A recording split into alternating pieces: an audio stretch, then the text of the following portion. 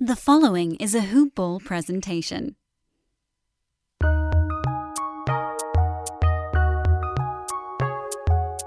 Welcome to the Fantasy NBA Today podcast.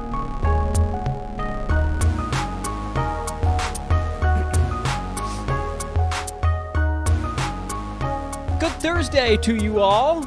Welcome to Fantasy NBA Today, our final all-fantasy show of the week, where we'll be breaking down the non-boring value guys of the Dan Besbris Old Man Squad. That'll be the focal point of today's podcast. We'll also recap yesterday's game between the Hawks and the 76ers, where our free play was a hit. Remember, we had our nice strong lean on the Hawks, and that came through with, little fanfare. I mean, they were barely out of the money. I think they trailed by more than 8 points for like a minute or two in that ball game, but generally that thing was close the whole way through.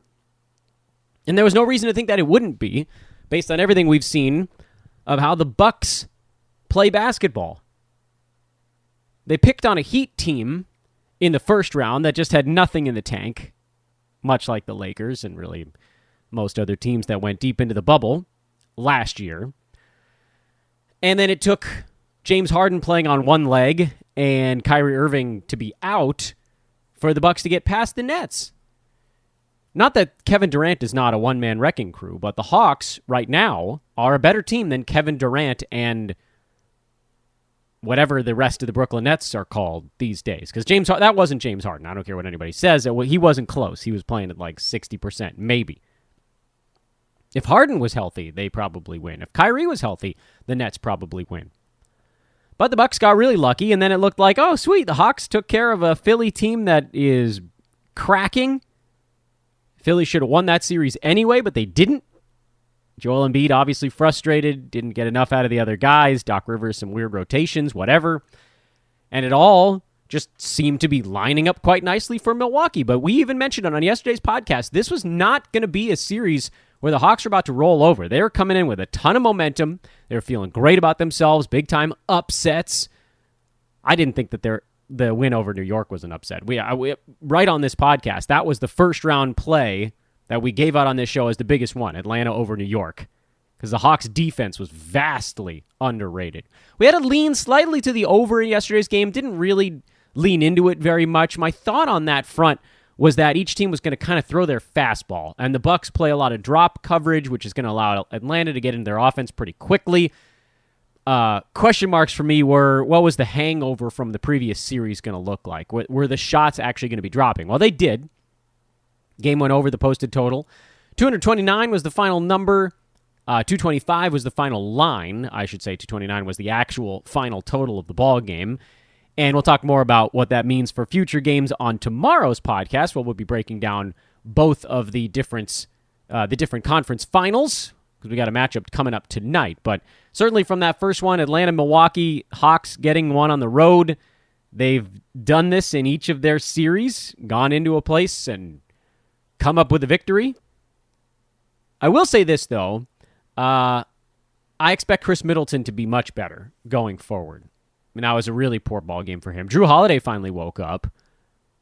Bucks, it's a weird box score. You know, they lean so heavily on their main guys. Brook Lopez being basically taken out by Trae Young is a new wrinkle for this one. The Giannis at center lineups, you might have to see more of that from Milwaukee. But again, I don't want to do too much of that on this podcast. I want to break down that series on tomorrow's show. We do need to talk a little bit about Phoenix and the Clippers. I don't know why I went with the city for one and the team name for the other, but whatever, that's where we're at right now. Phoenix favored by 1 in Los Angeles. Chris Paul is probable for this ball game, which I didn't think there was a shot in hell of that happening based on the reporting we were getting. But this leads me to believe that his test, if indeed he did have a positive test, that means that it then went negative pretty damn fast. Otherwise, what we just learned is that Chris Paul isn't vaccinated and has an exposure, or had an exposure. Which, I mean, this timeline does kind of parallel that from the middle of the NBA season. Not that it really matters which direction any of this points to, but the fact that all of this data was kept under wraps is why we just betting into this series at any point was playing Western Conference Finals chicken. We didn't really know who was going to come back first. I thought, all right, well, John Gambadoro, whatever his name is, reported there was a positive test, and we haven't seen anybody come back from a positive COVID test in less than 2 weeks. And we're just over the 1 week mark right now for Chris Paul being placed into protocol. So now I'm led to believe that maybe that was wrong, or maybe that tweet got taken down. I don't know. But it seems like perhaps maybe someone in Paul's immediate circle tested positive, and he was exposed to it and has then been quarantining for a week. He got his tests negative for 6-7 days in a row. And so then when he didn't catch it, whatever the heck we're talking, that's the sort of the expectation is they do negative tests for about 7 days. If there's no sign of viral load, then you can come back and play. So that, I guess, is what we got going on here. I don't think, really, honestly, Chris Paul not playing basketball for like a week and a half is not the worst thing in the world. I know that from a conditioning standpoint, there's a lot of stuff going on there, but if he really was fully asymptomatic, which I saw that reported yesterday, so that probably is accurate, and I would guess that Chris Paul probably has plenty of things in his home he can use to stay at least somewhat mobile, and he's just been studying this series for the last 5 days. He'll be reintegrated with no problem at all. Kawhi Leonard is still out. So, it's one of those weird things. So, obviously, the Clippers had this great opportunity in Game 2 to steal it and then let DeAndre Ayton dunk an out-of-bounds play with 1 second left on an alley-oop pass to snatch defeat from the jaws of victory, as the silly old expression goes. The Clippers shot 45%. The Suns shot 49% in that ball game. Clippers had a few more free throws and a bunch more three-pointers, and that type of stuff might continue. The Clippers getting more free throws and shooting more three-pointers. The opening game of this series, Clippers had 17 free throws to the Suns 9. They made 23s to the Suns 13. Those are the areas where the Clippers have an edge. They played better defense in Game 2, slowing down Devin Booker, who had 20 points on 17 shots, but Cam Payne went nuts. DeAndre Ayton was good again, but it was really Cameron Payne that lit him up in that ball game. And so if you're the Clippers, I think you probably continue with a relatively similar game plan on Booker here in Game 3. But now, instead of saying, well, we got blitzed, Cam Payne had the game of his career, you got Chris Paul who can do this every single game. This is a rough spot. If you're the Clippers, you're in a rough spot. I know they're going to come out fighting, and so I don't think I want anything to do with the side in this ball game. I have a very poor read on what the public thinks is going to happen. I would venture to guess that everybody's coming in on the Suns. If I had to just guess, take a wild shot in the dark, I would say people are probably coming in on Phoenix because Chris Paul came back and the line seems relatively low. But it's also possible that folks are glomming onto this idea that the Clippers, well, they have to win Game 3. This is the have-to-win game where the series is over, and so maybe they get a little bit of a bounce from that standpoint. So perhaps those numbers cancel out a little bit. We saw from Phoenix against Denver, they're not taking their foot off the gas. They're not. They're the better team with no Kawhi Leonard on the floor. They're, I would venture to say, the far superior team in this matchup. And so all of my instincts say the Suns are just going to go in there and whip them up in Game 3. But the question mark there is, how does Chris Paul look coming back from not playing for 10 days? Basically, I think I don't remember exactly when they wrapped up their series with Denver, but it's been a little bit yet. And do you get one of those Mondo Paul George games? Because he's been not good in this series so far. Reggie Jackson has been pretty good, but it's largely been they need something more. Paul George is actually pretty good in the first game, I guess, but it took him 26 shots to get to 34 points. So there's going to be this hot game at some point for the Clippers where they're just going to wake up and things are going to go in. Is this that one? There is that fear, at least on the side. But again, we've seen from Phoenix, they've got really good game plans, and they are good on defense. They are disciplined. They know what they're going to do. They know what they're giving up, and they can cover most of what the Clippers are trying to run. So it's just going to have to be guys hit shots for LA. So ever so slightly into Phoenix in a game that's basically a pick'em at this point. And then the total, 221.5. A little bit interesting that it didn't come down much off of the Tuesday line, which was 222.5, and the game finished at 207. Perhaps it's because of that first ball game that hit 234. But even then, I said on this podcast, and I said talking to Gil on Tuesday on VSiN, Gil Alexander, who I'm talking about on Numbers Game on VSiN Satellite Radio. Love doing those appearances. Big thank you to Gil for bothering to invite my sorry butt onto his thing. The pace of that game on Sunday completely belied the 234 total. And the great fear I had was that you'd see a big uptick in free throws, and that would wipe out the fact that the pace of that Sunday game was really more in the, Clippers should have been at around 105-ish points, give or take, and Phoenix, they barely had any possessions at all because they just made every shot they took, so they didn't need many offensive rebounds, and they didn't get many free throws, but their pace was around 100 possessions, and they scored 120. So that game went over by a solid 30 over the expected total of a average offensive team. And then this last one, believe it or not, the pace was pretty close to the same. Clippers had about 100 possessions.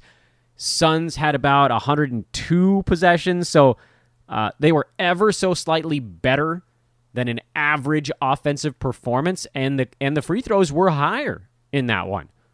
Shooting came down a little bit. So I'm still leaning towards the under. We know Chris Paul actually likes to slow the game down and run a half-court stuff. Will he get Phoenix better looks? Yeah, probably. Although, again, I think you probably look at this game as, if you want to sort of hedge against the handicap we've talked about so far, is this the Clippers shoot the lights out game? If so, Clippers and the over make a lot of sense. Is this another one where Phoenix just imposes their will and slows the Clippers down? Do the Clippers figure out a way to slow Phoenix down with Chris Paul back? I don't know. Phoenix and the under probably make more sense as kind of a correlated pair as well. But I don't think I even introduced the podcast. So officially, welcome to Fantasy NBA Today. I'm your host, Dan Besbris. You can follow me on Twitter at Dan Besbris, DanBesbris. Hoopball tweets. Yeah, we got Hoopball Fantasy, but Hoopball tweets, that's where I want you guys looking in the offseason. Check out the fine work of our good buddy here, Brad Harden, the host of the Hoopball Hawks podcast. He's having a lot of fun right now. I wonder why. At Hoopball Hawks is the Twitter handle there. They'll tweet out anytime a new episode comes through, but he's doing a wonderful job. That show is growing like a weed here as the Hawks make their way through the playoffs, so that's really cool to watch. And that's our little Hoopball promo for the morning. The website, of course, is hoop-ball.com. Boy, and just looking back at what we just talked about a minute ago, I guess our small play today would be on the under in Clippers Suns again. If we're going to get down on something, we'll go right back to the well and hope that the Clippers don't just hit every shot they take, because that would blow that up. Or I guess we could just give out a pair of correlated parlays if either one of them hits. Go a quarter unit on a Clippers over pair and a quarter unit on a Suns under pair. And if one of them hits, you end up with it should be a slightly positive day, right? Nah, run the math on that later. All right, let's talk about some fantasy stuff now. After reminding you guys to go use the promo code HoopBall at mybookie.ag and the promo code HoopBall20 with our buddies over at manscaped.com. The Dan non-boring value guys is the one group of players we haven't talked about yet among the old man squad. And it was an addition. It was one we added for this season. Because I thought, you know what? We have this list, and it's all these boring dudes that are just falling too far. But everybody wants to know who are the guys with a little bit of buzz that I'm willing to take the plunge on. And so this year I made up here's some guys who are a little buzzy that I thought might actually be worth the buzz. And this one was very much kind of a 50-50 play. The first name on the list was Pascal Siakam, who I thought was getting too much buzz and then kind of got talked into it a little bit, largely because his per game stuff from last year I liked. He was number 39. Seemed like he was primed to get his field goal percent back up a little bit with everything else staying relatively similar. And so I thought, all right, well, he's probably going to miss a few games because the Raptors overplay their guys on the minutes, and that ends up with guys sitting out some ball games. But Siakam had a preseason rank of 32, and I thought he'd probably be around that on a per-game basis, maybe a little bit above it, like 28, 29, and play about league average, maybe one or two more games than league average in games played. But I'll be the first to admit, I was quite wrong on that one. Not only did he not hit his mark on a per-game basis, where he was number 54, things just sort of peeling back for Siakam this year. Hard to really put a finger on why. Field goal percent stayed the same. Free throw percent went up. Scoring was down about a point and a half. Three-pointers came down a bunch. So the fact that those came down, but field goal percent didn't go up, that was a bit of a clumsy little knock, but assists went up. So it's not 100% clear why the per-game rank trended in the wrong direction, other than, I guess, three-pointers. Now, the totals rank, on the other hand, that one's a little bit easier to isolate. Dude played 56 out of their 72 games this year, and so by totals, he was number 58, a little bit back of his per-game rank. Not by much, because nobody played that many ball games this year. He was only like 3 less than league average.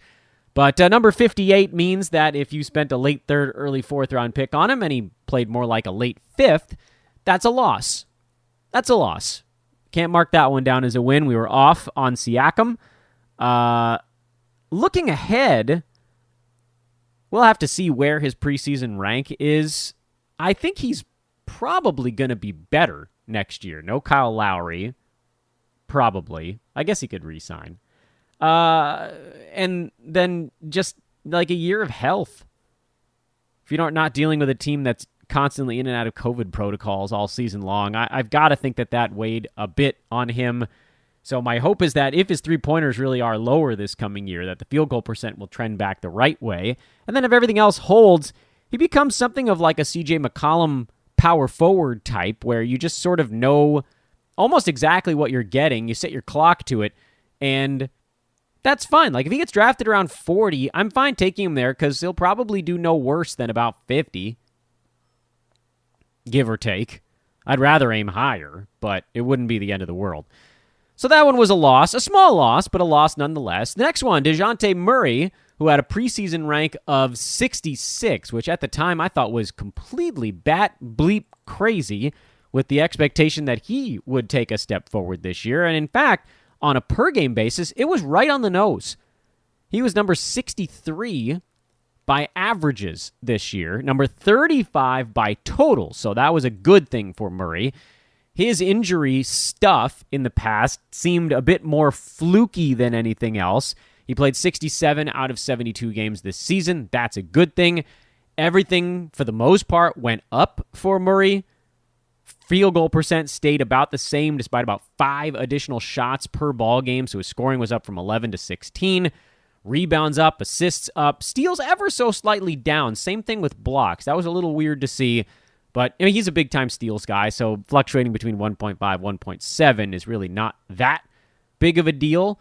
Although last year he did 1.7 in 25.5 minutes a game, only 1.5 in 32 minutes a game this year is unusual. And maybe some of that comes with having the much larger offensive role. But I think we can safely give him a durability check mark. 'Cause he played 66 games last year in the weird season, 81 the season before that.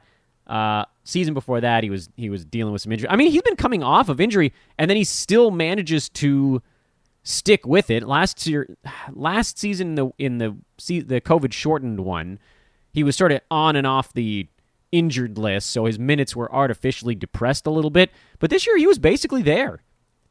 He basically played it through. And Spurs are just going to keep getting younger on a season-by-season basis here. The Spurs and DeMar DeRozan seem unlikely to be together long term. So there's just sort of more DeJounte Murray in the hopper. So I think you got to like what you got here. 35, that final totals rank is right on where we had him. We had him listed at 35 as a final totals rank. Admittedly, I thought he would play, well, actually 67 is about the target for us. I thought his per game mark might be a tiny bit higher.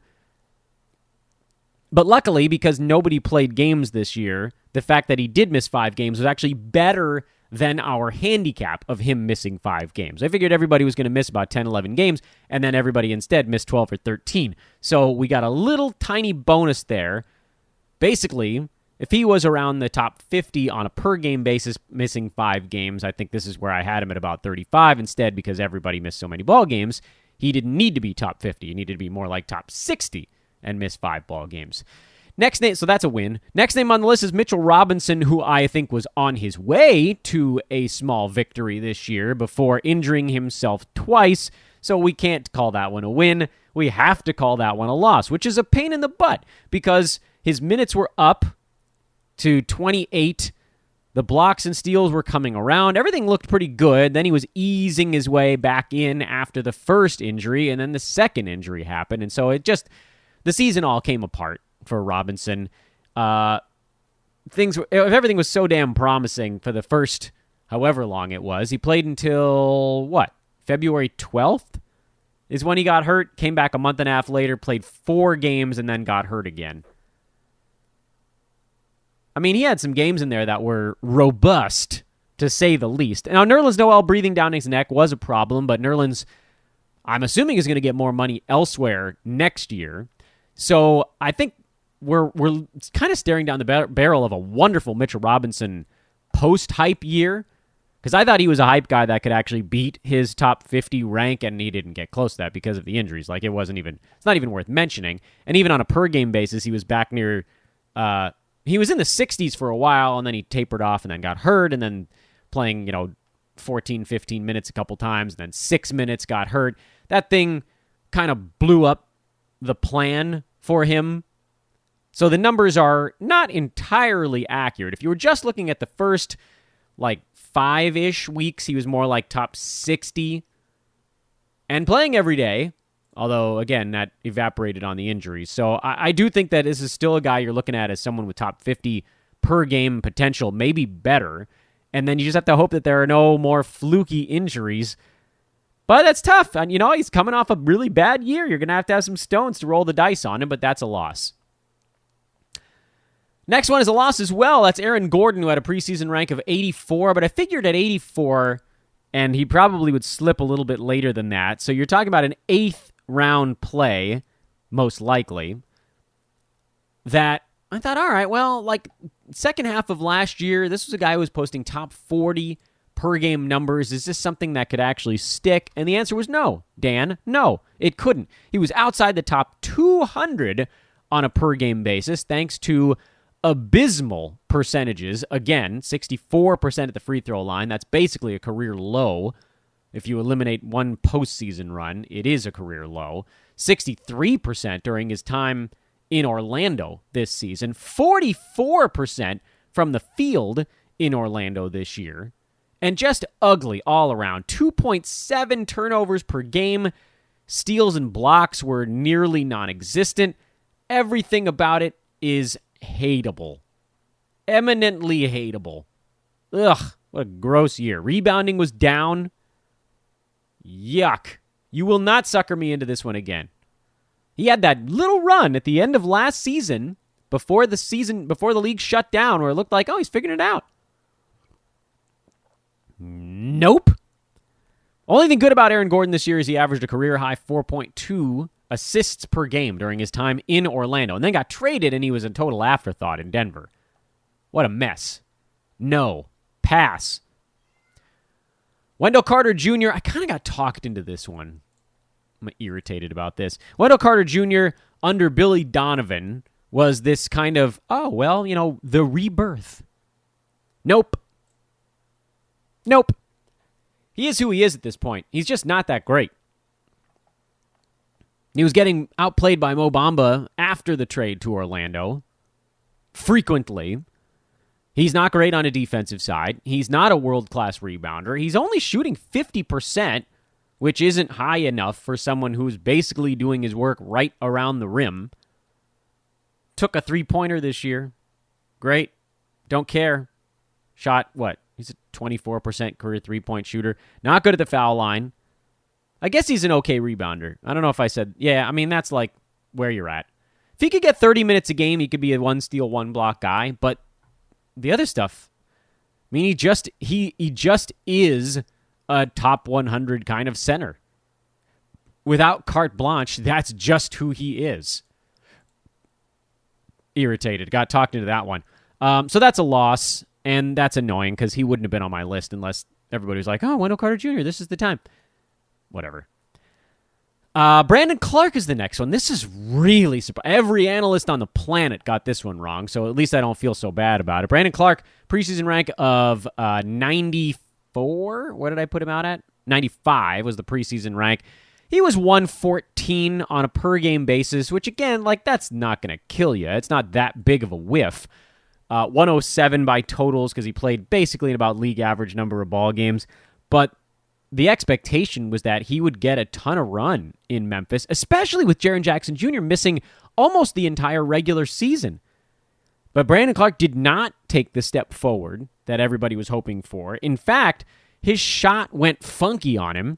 He was in and out of being healthy this year. I mean, the 69% at the free throw line, 52% from the field. What happened? He has all the markers of being a post-type guy, but the fact that his minutes didn't really change at all, despite, again, no JJJ, Brandon Clark might start getting phased out if other guys are just getting better around him, and he's not. I'd be more inclined to take the Mitchell Robinson plunge next year than the Brandon Clark plunge. Again, knowing that they're not going to be drafted at the same point. But I have low hopes for Clark based on what I saw this year in terms of his game regressing. And even if he does get a little bit better, there's no guarantee he plays more than 24 minutes a game because that's just how things go in Memphis. So that's a small loss, but a loss nonetheless. Now, luckily, a few wins. The non-boring guys towards the back end with an ADP of 99, Jeremy Grant. That one was a really easy winner for most of the season, although he tapered off at the end when he kind of stopped playing ball games. But Jeremy Grant was basically inside the top 50 for the better part of the year. He got tired. You could see he got tired. His field goal percent went into the toilet the last month and a half of the season. He finished at 82, believe it or not, on a per-game basis. I think that surprised some people that he wasn't higher than that. Finished in the 80s by totals as well, just a couple slots back of that marker. But that's a hit on Jeremy Grant. I had his final rank at 75, pretty close. So he beat his marker, so that's a good one. Norman Powell, with a preseason rank of 113, looked for the first 4 weeks like he was going to be a total, unmitigated disaster. But guys started getting hurt in Toronto. He slid into the starting lineup there, dominated, finished at number 74 after the trade to Portland. He was solid enough there. By totals, he was number 36. Thank you, Norman Powell, and your weird durability on a team where no one is durable. He played in 69 out of 72 ball games this year. He was good wherever they put him, and Norman Powell turned out to be a whopper of a hit from the Dan Besbris non-boring value guys. Although some people find him boring, so maybe he should have just been in the Dan Besbris old man squad to begin with. Same with the next guy, who, by the way, on Norman Powell, handicap was a little bit wrong, because I thought he would have a pretty good role even when Toronto was healthy, but he had some confidence issues at the beginning of the year, and Toronto insisted, or Tampa, whatever the hell they were, insisted on playing more traditional lineups for the first few weeks. And then Nick Nurse was like, all right, we gotta get silly here or we're going to get run out of the building. And then Norman Powell slid in and never left at that point. Powell's a guy that, looking towards the future, he badly needs shots to hit value because his thing is pretty good percentages, very good free throw shooter, and intermittently a very good field goal percent guy. He was better in Toronto than he was in Portland this year, although I think some of that was probably an adjustment factor. and some steals. But he doesn't rebound, he doesn't pass. So you're going to have to get it from the points and the steals.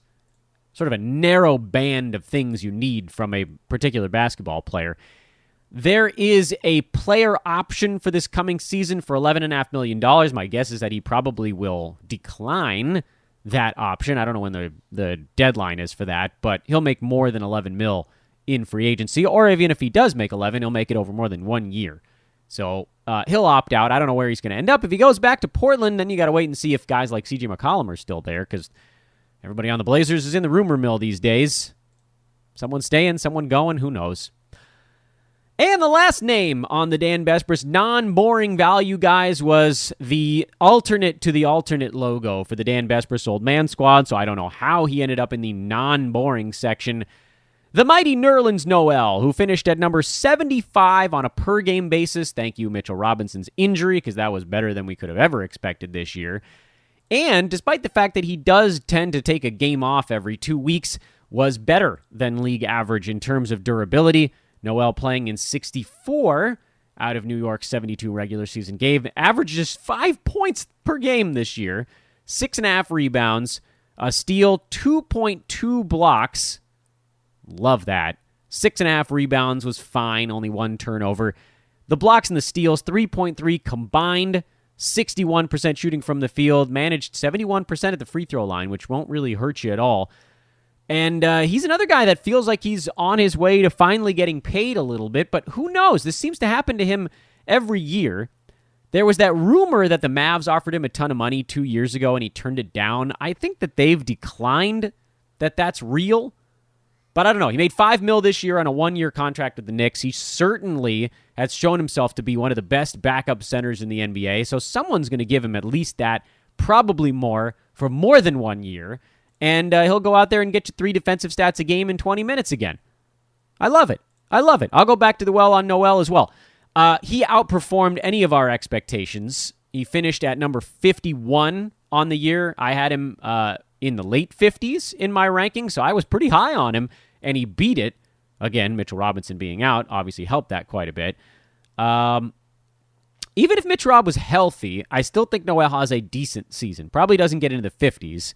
But you're probably looking at 70s or 80s by totals for him, because he was, even prior to Robinson's injury, ramping up towards 20 minutes a ball game, and we've seen what he's capable of doing in 18 minutes per game. What I'd like for Noel is to end up on a team that plays a little faster on offense, where the offense isn't being run by a power forward. That was a bad fit for him offensively. And a Knicks team that didn't really have any good point guards. They're Elfrid Payton, Frank Ntilikina, Emmanuel Quickley. None of these guys is good. Derrick Rose is the closest thing they had by midseason, but even there wasn't a ton of chemistry. So, we saw Noel. The reason he was so successful in 18 minutes last year was that he was on a Chris Paul team. Get him on a team. It doesn't need to be Chris Paul level point guard play, but get him on a team with a decent point guard play in 20 minutes, where the offense, again, is not being run through a power forward that needs to have the lane clear, and Noel can go get you those tip slams. That's how he got a lot of his points, just gravitating towards the rim, which he wasn't really allowed to do in New York's offense, which also was a very slow offense. A little pace, a little point guard play, and Noel could be even better on a per-minute basis. So I'll probably go back to the well on that one, although, again, we'll have to see where he actually ends up before making our final call on that particular note. And on that particular note, we will take our leave from you here on Fantasy NBA Today. Tomorrow, Friday's show, will wrap up the week with a deeper dive on the playoff battles happening so far. We'll probably also dabble in a little bit of fantasy stuff and get you situated for the weekend. It's a Friday weekend show, of course, and we'll loop back around again until Monday. That'll be show 30 of our offseason. Again, check out Brad Harden over on our @HoopballHawks, the Hoopball Atlanta Hawks podcast. So good right now. They are rumbling through the postseason. Brandon Marcus, of course, who we've had on this show many times, the Clippers pod, that one also still in effect. We don't have a Phoenix Suns pod or a Milwaukee Bucks pod, so just saying. What did I just say? Yeah, write me. at Dan Vespris on Twitter. Have a great Thursday, everybody. For Fantasy NBA Today, I am Dan Vespris. We'll talk to you tomorrow. So long.